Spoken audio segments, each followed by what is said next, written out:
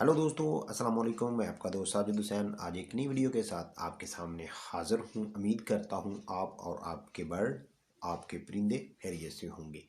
अगर आप लोग मेरे चैनल पे नए हैं तो आप लोगों से गुजारिश है कि मेरे चैनल को सब्सक्राइब कर लें, मेरी वीडियो को लाइक करें, दूसरे दोस्तों तक शेयर करें और साथ दिए हुए बेल आइकन वाली घंटी के निशान को ज़रूर दबा लें क्योंकि इससे मेरी हर नई आने वाली वीडियो का नोटिफिकेशन आपको वक्त पर मिलेगा।